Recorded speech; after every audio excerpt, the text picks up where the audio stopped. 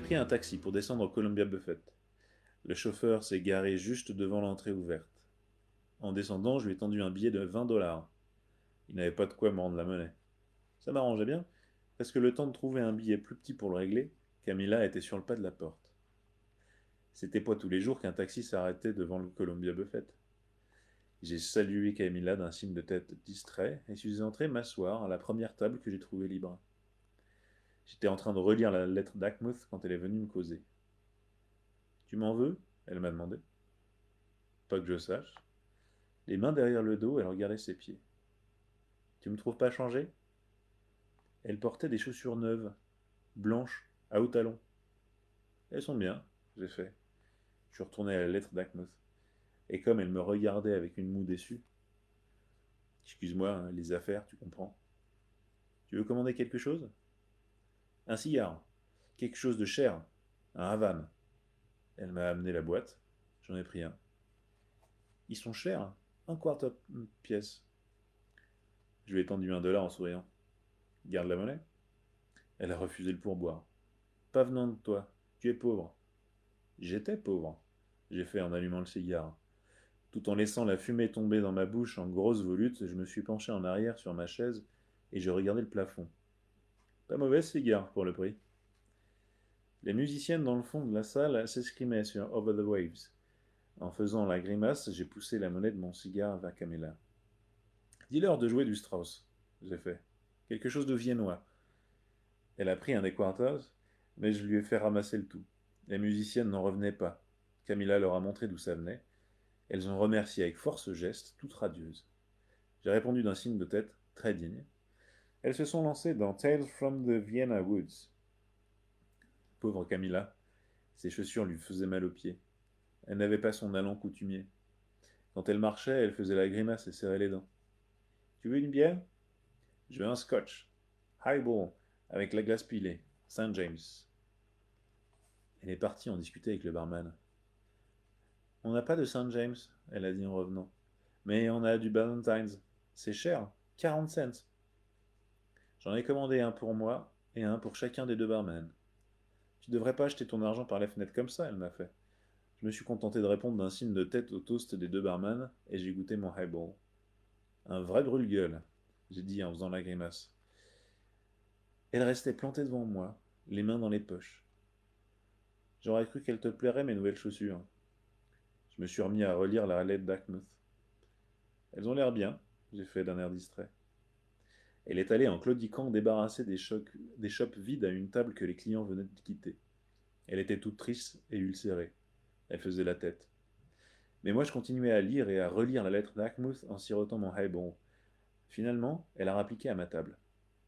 T'as changé, elle a fait. T'es plus le même. Je t'aimais mieux avant. Je lui ai tapoté la main en souriant. Elle était chaude, fine, brune, avec de longs doigts. Ma petite princesse mexicaine, si charmante, si innocente. Elle a aussitôt retiré sa main. Elle était livide. Je suis pas mexicaine, je suis américaine. Non, pour moi, tu seras toujours une gentille petite fille de péon et une fille fleur du vieux Mexique. Sale Rita, la fils de pute, elle m'a fait. J'en ai vu 36 chandelles, mais j'ai continué à sourire. Elle est repartie à fond de train malgré ses chaussures qui la blessaient et lui entravaient les enjambées. Malgré sa colère aussi. Moi, j'avais envie de vomir. Et mon sourire, on aurait dit qu'il tenait par des punaises. Elle est allée essuyer une table près des musiciennes, furieusement, le visage dévoré d'une flamme sombre. Quand elle me regardait, la haine lui sortait des yeux et perçait la salle. Du coup, la lettre Hackmouth ne m'intéressait plus du tout. Je l'ai fourrée dans ma poche et suis resté assis là, la tête basse. C'était un état que je connaissais déjà. La première fois que j'étais venu ici, c'était déjà pareil. Elle a disparu derrière la cloison. Quand elle est ressortie, elle marchait de nouveau avec grâce, le pied léger et assuré. Elle avait enlevé ses chaussures blanches et remis ses vieilles huaraches. Excuse-moi, elle m'a fait. Non, Camilla, c'est moi. Je pensais pas ce que j'ai dit. C'est pas toi, c'est ma faute. Et en regardant ses pieds, tes chaussures blanches t'allaient si bien. Avec tes jolies jambes, elles étaient très belles. Elle m'a passé la main dans les cheveux. Sa chaleur s'est répandue en moi au contact de ses doigts et m'a envahi tout entier. J'avais quelque chose de chaud dans la gorge et un profond bonheur dans tout mon être. Elle est retournée derrière la cloison et est ressortie avec les chaussures blanches aux pieds. Les petits muscles de ses maxillaires se contractaient à chaque pas, mais elle souriait bravement. Cela me transportait de la regarder travailler. Mes esprits remontaient à la surface comme de l'huile sur de l'eau. Au bout d'un moment, elle m'a demandé si j'avais une voiture. J'ai dit non. Elle, elle en avait une, qui était garée dans le parking à côté. Elle m'a décrit la voiture et on est convenu de se retrouver dans le parking et d'aller faire un tour à la plage. Quand je me suis levé pour partir, le barman, le grand qui était tout pâle, m'a regardé avec un drôle de petit sourire, vaguement moqueur. Je suis sorti en l'ignorant. Sa voiture était un Roadster Ford de 1929, avec le crin de rembourrage qui sortait des garnitures de siège, des pare-chocs tout esquintés, et plus de capote. Je me suis assis dedans, en attendant, tripotant les gadgets pour tuer le temps. J'ai jeté un œil sur la carte grise. Elle était au nom de Camilla Lombard, pas Camilla Lopez. Quand elle s'est amenée dans le parking, j'ai vu qu'elle était avec quelqu'un, mais je ne pouvais pas voir qui parce qu'il faisait trop noir. Une nuit sans lune et du brouillard comme une toile d'araignée diaphane. Ils se sont rapprochés. C'était la grande tringle de barman. Elle a fait les présentations. Il s'appelait Sammy, il ne disait rien, et on ne semblait pas l'intéresser. On l'a ramené chez lui, d'abord en suivant Spring jusqu'à First Street, ensuite de l'autre côté de la voie ferrée jusqu'à un quartier noir dont les rues vides amplifiaient le boucan que faisait la Ford délabrée et en renvoyaient l'écho par-dessus des maisons sales en bois et des clôtures fatiguées. Il est descendu à un endroit jonché de petites feuilles brunes tombées d'un arbre à poivre moribond, et à chaque pas qu'il faisait vers la véranda, on entendait le crissement des feuilles mortes. C'est qui au juste? J'ai demandé. Juste un ami d'après elle. Elle ne voulait pas en parler, mais on sentait bien qu'elle se faisait de la bile pour lui.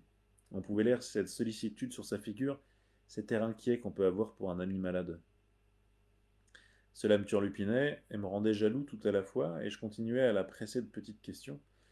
Et sa façon de faire traîner les mots quand elle répondait ne faisait qu'empirer les choses. On a retraversé la voie ferrée et on est retourné downtown. Elle brûlait les feux rouges quand elle ne voyait pas de voiture venir dans l'autre sens, et quand quelqu'un avait le malheur de la gêner, elle écrasait le klaxon et laissait sa paume pressée dessus. Le bruit s'élevait comme un appel au secours à travers les canyons formés par les grands immeubles. Elle faisait ça sans arrêt, que ce soit nécessaire ou non. J'en ai fait la remarque une fois, mais elle n'en faisait qu'à sa tête. C'est moi qui conduis, elle disait. On est arrivé sur Wilshire, où il est interdit de rouler à moins de 50 à l'heure. La Ford était incapable d'aller aussi vite que ça, mais au lieu de se ranger à droite, elle ne bougeait pas de la file du milieu et les grosses voitures nous dépassaient des deux côtés comme des bolides, ce qui avait le don de la mettre en rogne. Elle l'insultait en agitant le poing. Au bout d'une borne ou deux, elle s'est plainte d'avoir mal aux pieds et m'a demandé de tenir le volant pendant qu'elle se déchaussait. Après ça, elle a repris le volant pendant qu'elle se déchaussait. Après ça, elle a repris le volant et a voulu passer un pied par-dessus la portière de la Ford.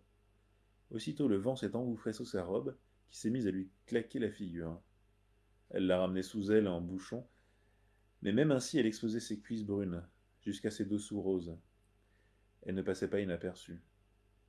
Les automobilistes la doublaient, freinaient brusquement pour revenir à son niveau, et leur tête apparaissait par la portière pour reluquer sa jambe brune et nue.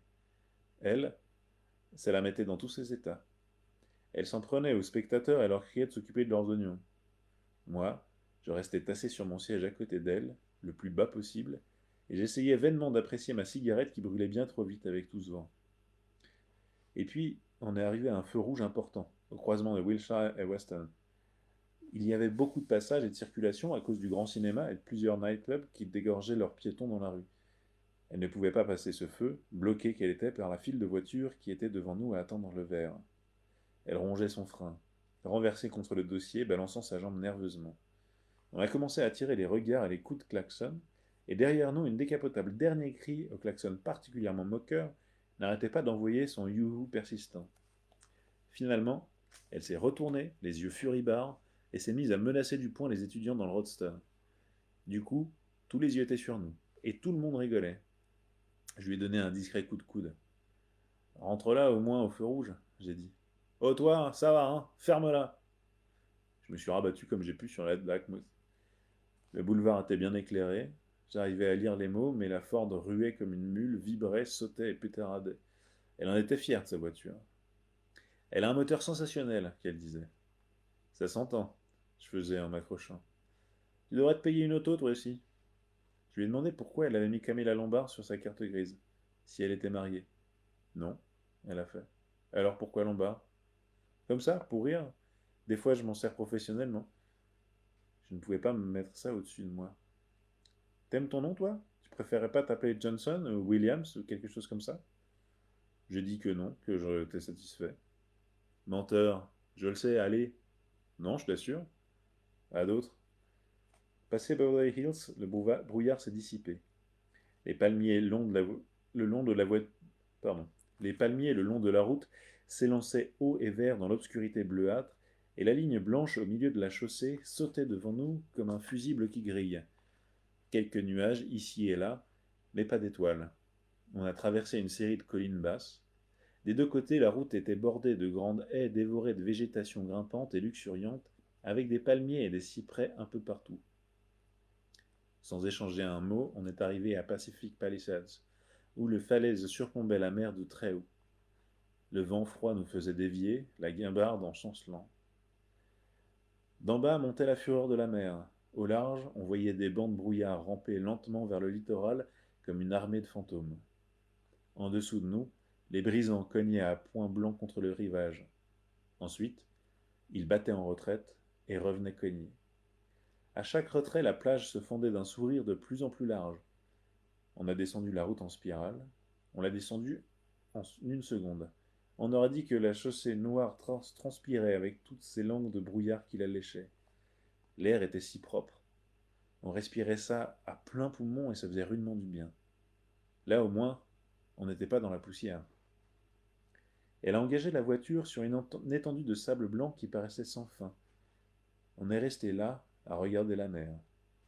Il faisait chaud au pied des falaises.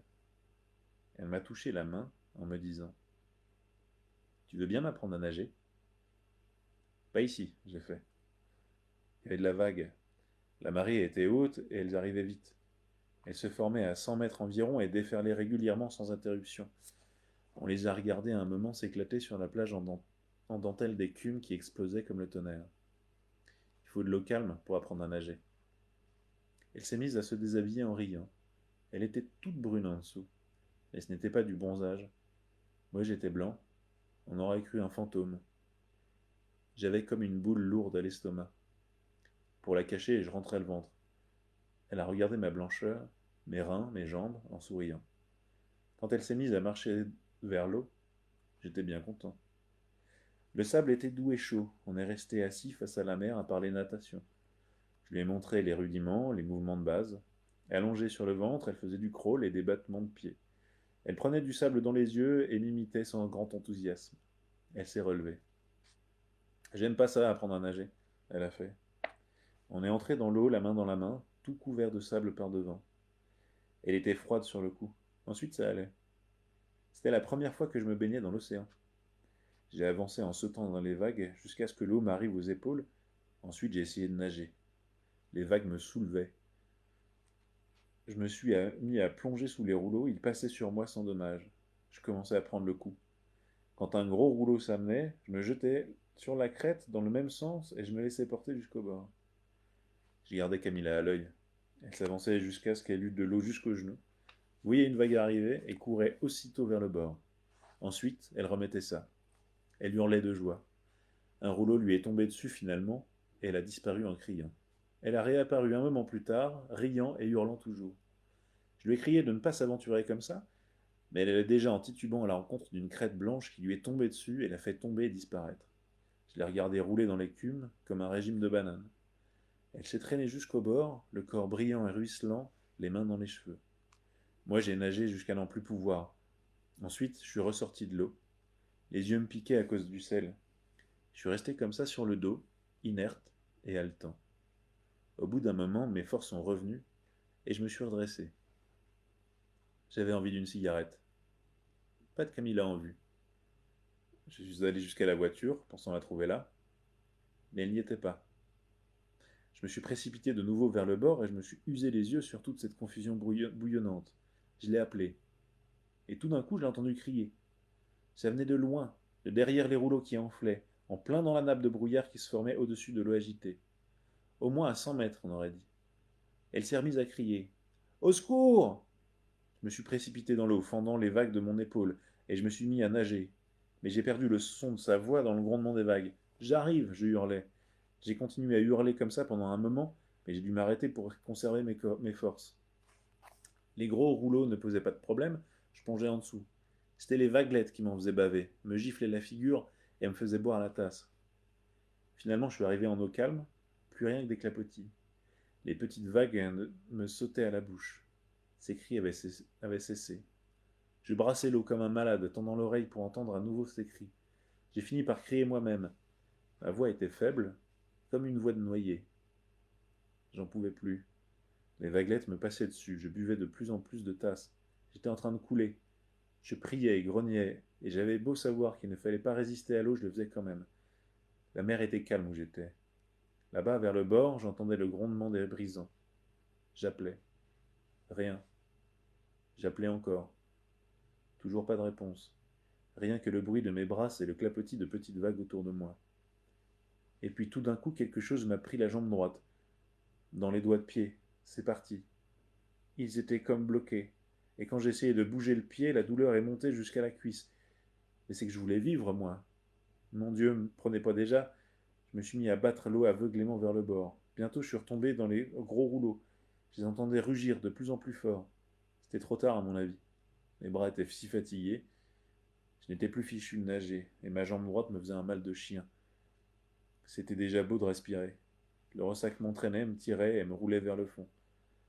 Alors comme ça, c'était la fin de Camilla et la fin d'Arturo Bandini. Mais le plus beau, c'est que même à ce moment précis, là, au fond de l'eau, à m'écorcher contre le sable dur, j'étais en train d'écrire tout ça. Je voyais ça noir sur blanc, sur la page de la machine à écrire. Tellement j'étais certain de ne pas pouvoir m'en tirer sauf. Et puis tout d'un coup, je me suis retrouvé avec de l'eau jusqu'à la taille seulement. J'étais bien trop crevé pour essayer d'en profiter, et je me laissais brinque-baller dans l'eau, flottant sans volonté aucune, mais l'esprit parfaitement clair, à composer tout le passage. Je me souciais seulement d'éviter les adjectifs excessifs. La vague suivante m'a encore fait boire la trace et m'a traîné dans l'eau qui me serait arrivée à la taille, à la cheville, si j'avais été debout. Mais j'étais à quatre pattes sur les mains et les genoux dans un pied d'eau, et me demandais si des fois je ne pourrais pas faire un poème de tout ça. Rien que de repenser à Camille a perdu là-bas, ça m'a fait chialer. Même que j'ai remarqué que mes larmes étaient plus salées que l'eau de mer. Mais je ne pouvais pas rester vautré là éternellement, il fallait aller chercher de l'aide quelque part. Alors je me suis remis debout et j'ai titubé vers la voiture. Je claquais des dents tellement j'étais gelé. Je me suis retourné pour regarder la mer. À moins de 20 mètres, Camilla se ramenait vers le bord, de l'eau jusqu'à la taille. Elle s'en étranglait de rire, de cette blague suprêmement drôle qu'elle m'avait jouée. Et quand je l'ai vue plonger sous la vague qui s'amenait avec toute la perfection et la grâce du notari, moi je n'ai pas trouvé ça drôle du tout. Je suis allé la rejoindre. À chaque pas que je faisais, je sentais mes forces revenir. Et quand je l'ai attrapée, je l'ai saisie à bras le corps. Je l'ai hissée sur mes épaules sans se soucier de ses hurlements ni de ses ongles qui me griffaient le cuir chevelu et m'arrachaient les poils. À bout de bras, je l'ai soulevée aussi haut que j'ai pu. Et à l'eau. Là où je l'ai jetée, l'eau n'était pas très profonde. Elle a fait un plat qui lui a coupé le souffle. J'ai été la rechercher à deux mains et je l'ai prise par les cheveux et je lui ai enfoncé la bouche et la figure dans le sable vaseux. Je l'ai laissée là, à quatre pattes, toute pleurnichante, et je suis retourné à la voiture. Elle avait parlé de couverture sur le siège dépliant dans le coffre. Je les ai sortis et m'en suis enveloppé pour me coucher sur le sable chaud. Au bout d'un moment, je me suis redressé et suis resté assis sous les couvertures. Elle est arrivée près de moi, ruisselante et propre. Elle était fière de se montrer, fière de sa nudité, et elle se tournait de tous les côtés. Je te plais toujours? Je la regardais en douce. Les mots restaient collés dans ma gorge, alors j'ai juste fait signe que oui en souriant. Elle a marché sur les couvertures et m'a demandé de lui faire une place. Je me suis poussé, et elle s'est glissée dessous, et j'ai senti son corps lisse et froid. Elle m'a demandé de la tenir, et je l'ai tenue. Ensuite, elle m'a embrassé, et ses lèvres étaient fraîches et mouillées. On est resté comme ça un long moment, et je n'arrêtais pas de gamberger. J'avais la trouille et pas de pression. Quelque chose comme une grosse fleur s'est mise à pousser entre nous deux. Une pensée qui prenait forme et parlait du gouffre qui nous séparait. Je savais pas ce que c'était. Je la sentais bien qui attendait, je passais mes mains sur son ventre et ses jambes, je sentais mon désir et cherchais ma passion comme un idiot, je m'obnubilais dessus pendant elle attendait. Elle se roulait sur moi en m'arrachant les poils et me suppliant de le faire, mais rien n'arrivait. Rien du tout. Que la lettre d'Akmous pour battre en retraite et des tas de pensées qui restaient à écrire, mais pas de désir. Juste cette peur que j'avais d'elle, et la honte et l'humiliation. J'aurais tout donné pour me perdre en mer. Elle a senti ce que je faisais, ma retraite. Elle s'est redressée avec un petit sourire écœuré et s'est mise à se sécher les cheveux avec la couverture. Je croyais que je te plaisais? Je n'avais rien à répondre. Je me suis contenté de me lever en haussant les épaules. On s'est rhabillé et on est rentré à Los Angeles sans dire un mot. Et elle a allumé une cigarette et m'a regardé d'un drôle d'air en faisant l'amour. Ensuite, elle m'a soufflé la fumée dans la figure. Je lui ai arraché la cigarette de la bouche et je l'ai jetée dehors. Elle en a rallumé une autre, inhalant langoureusement, amoureusement et méprisante. Je la haïssais. L'aube est montée des montagnes à l'est, des lingots de lumière dorée qui coupaient le ciel comme des projecteurs. J'ai sorti la lettre d'Akmouth et je me suis rabattu dessus une fois de plus. À l'heure qu'il était dans l'est, là-bas à New York, Akmouth venait sûrement juste d'entrer dans son bureau. Et quelque part dans ce bureau se trouvait mon manuscrit, Des collines perdues. C'est pas tout l'amour. Les femmes, c'est pas tout non plus. Un écrivain, ça doit conserver son énergie. On est arrivé en ville et je lui ai dit où j'habitais. Bunker Hill. J'ai trouvé ça très drôle. Ça te va comme un gant comme endroit. C'est parfait, tu veux dire. Dans mon hôtel, les Mexicains sont pas admis. On a été malades tous les deux. Elle a conduit jusqu'à mon hôtel et a éteint le moteur. Je suis resté un moment sur le siège à côté d'elle à me demander s'il avait quelque chose à ajouter à tout ça, mais il n'y avait rien. Et alors je suis descendu de voiture et faisant au revoir de la tête, je me suis dirigé vers l'hôtel. Je sentais ses yeux pointés sur moi comme des couteaux entre les deux omoplates. J'étais déjà à l'entrée quand elle m'a rappelé. Je me suis retourné à la voiture, voir ce qu'elle voulait. Tu m'embrasses pas pour me dire au revoir? Je l'ai embrassée. Pas comme ça. Elle m'a passé les bras autour du cou. Elle m'a tiré la tête à elle et m'a enfoncé ses dents dans la lèvre inférieure. Je me suis débattu pour me dégager parce que ça me faisait mal. Elle est restée à me regarder regagner l'hôtel, tout sourire, un bras passé par-dessous le dossier du siège. J'ai sorti mon mouchoir pour m'essuyer les lèvres. Le mouchoir avait du sang dessus. J'ai suivi la grisaille du couloir, jusqu'à ma chambre. À peine j'ai fermé la porte que tout le désir qui m'avait fait défaut juste au moment auparavant s'est emparé de moi. Il me cognait le crâne et m'élançait dans les doigts. Je me suis jeté sur le lit et j'ai déchiré l'oreiller avec les mains.